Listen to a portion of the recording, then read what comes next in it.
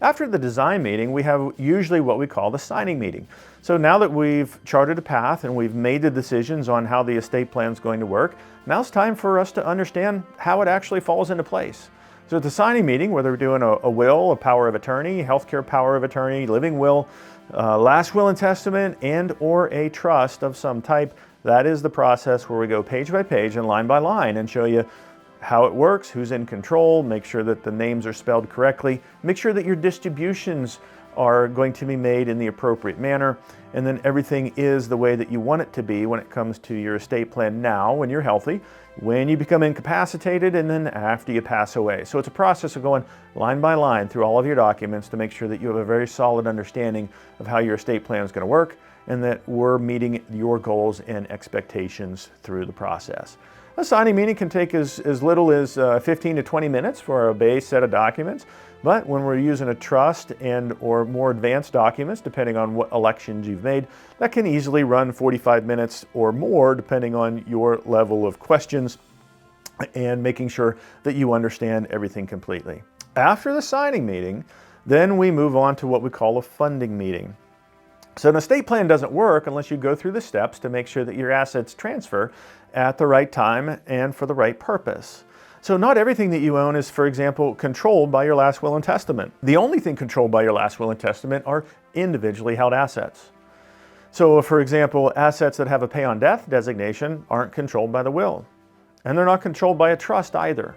So to get assets to be controlled by your estate planning documents, oftentimes we're having to change the ownership of those accounts, changing from a joint owner to owned by a trust, or changing an individual account to be owned jointly so that I know who controls it when one of you would become incapacitated, and then when one of you would pass away, we want to guarantee that we know where those assets are going to end up.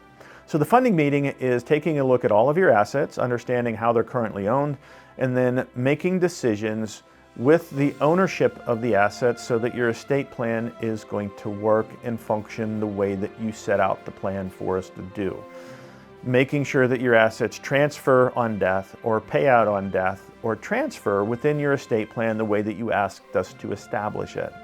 So in the funding process, for example, individually accounts might become held jointly.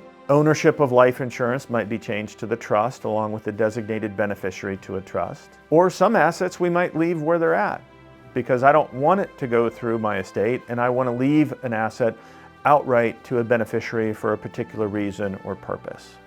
So there's no right or wrong answer when it comes to funding. It's that funding of your estate plan is making sure that it's going to function the way that you want it to function. And oftentimes we see many estate plans that the documents were written, but the steps were never taken by the family or the advisors to get it all to work together.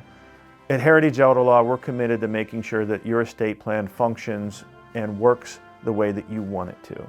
It's just another step in the process to make sure that we get you all buttoned up and that we're providing a service that accomplishes the goals that we set out to do for you.